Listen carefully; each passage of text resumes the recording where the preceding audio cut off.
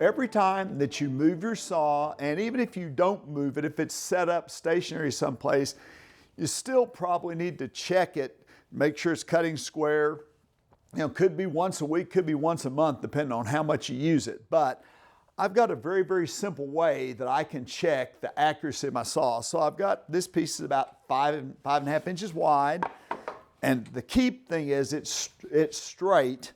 So I'm going to just come in here and have, 5 or 6 inches on either side. I'm going to step in.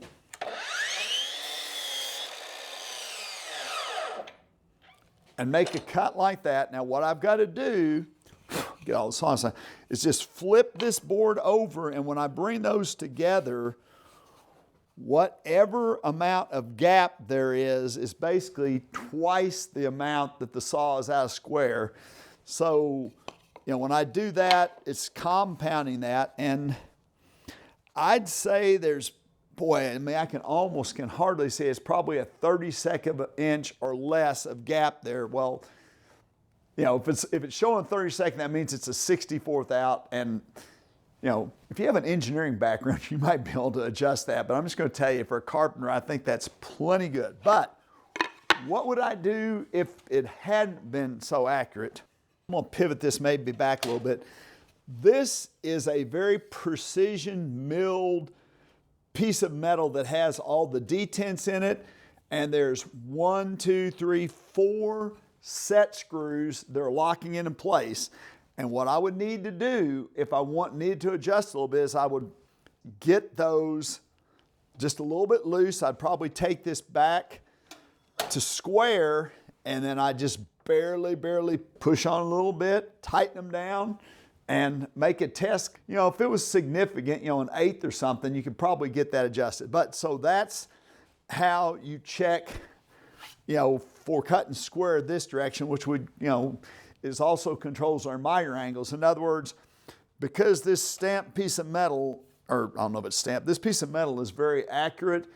If it's accurate at 90 degrees, that means that the 45s are going to be accurate, the 22.5s are going to be accurate. There's just no way to adjust that. All right, so that's how we check the miter angle. What about the vertical, which will eventually become the bevel cut?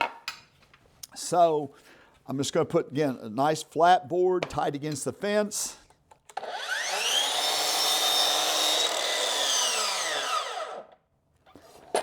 Now, it's helping me.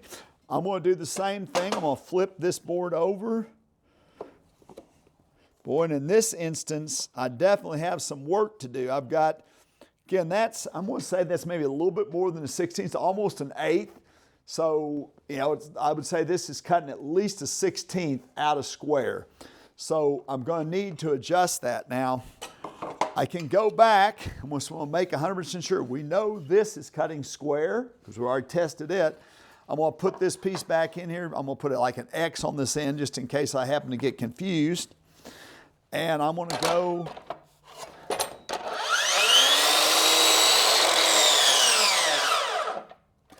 so now I know this is a good square end, and what I don't want to forget is I'm going to take this battery out now, put it aside, and there is right back here, I might even be able to show it better if I move this back, there's a set screw right back here, and by turning that one direction or the other, the saw is going to pivot back and forth that way.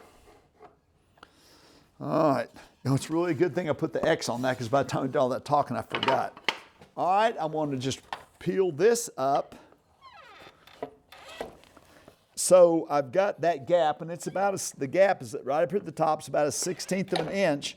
So that means that I need to get the saw to come this way.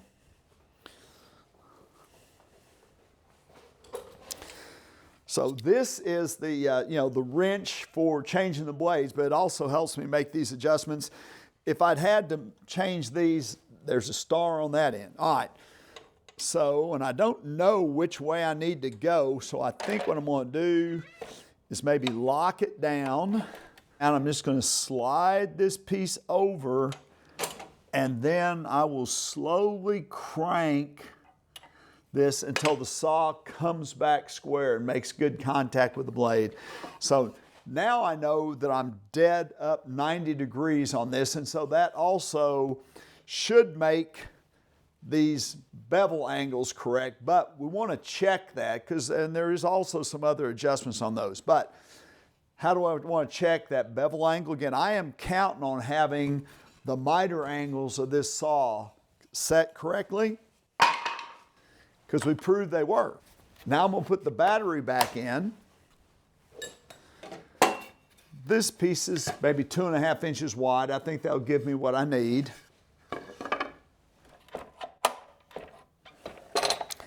We'll come around here to 45 because the 45 is a good angle to check.